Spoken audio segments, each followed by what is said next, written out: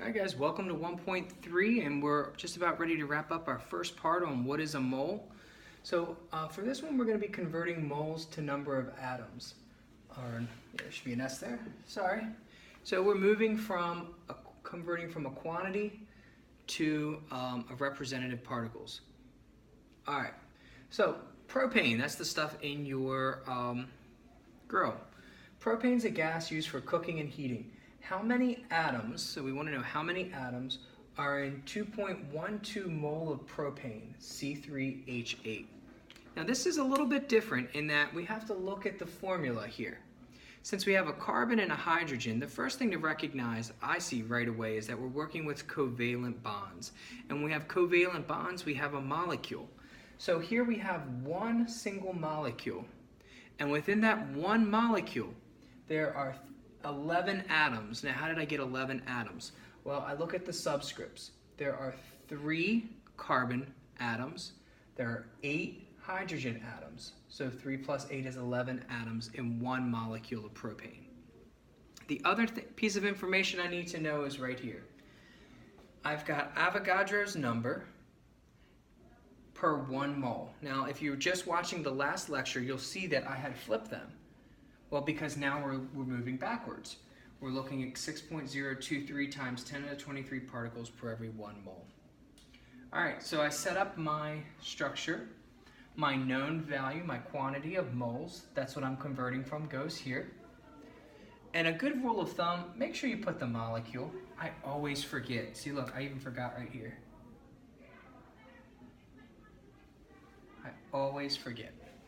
All right, so now, we're going to convert. So I'm going to take my conversion factor and I'm going to place it here. And I know that I did that right because my moles are going to cancel.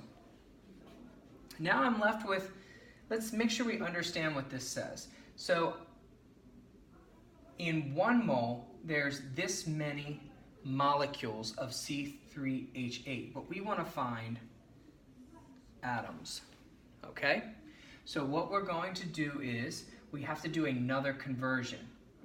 Well, I know that for every 11 atoms, there's 1 molecule, right? One of these has 11 atoms in them. So I'm going to take my conversion factor and place it here. How do I know that it works? Well, molecule and molecule cancel. And then I can get my answer.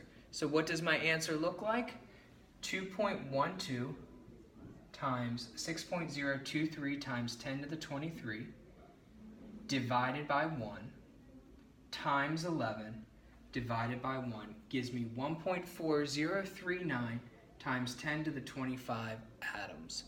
Key thing to remember is that as you're multiplying, make sure that you're putting your parentheses around everything. Okay? So basically these are just math conversion problems. And we're looking at moving from quantities of moles to representative particles, or from representative particles to moles. And the major thing to remember is this here. You can either have for every 1 mole, there's Avogadro's number, or it could be written this way, depending on what you're trying to convert. And remember, the word particles gets substituted for whatever you're looking for. These type of problems where they give you the actual chemical formula and there's more than 1 atom, you're going to have to use this extra step. Okay? The extra step can trip you up, so be careful. In the last problem, we just had magnesium. So that's why we didn't need to do the 1 step. There was only 1 atom. In this one, you're going to have to do the extra step. All right, guys, there's some practice problems for you. Good luck. Oh, crap. Didn't hit it. Sorry, guys. See ya.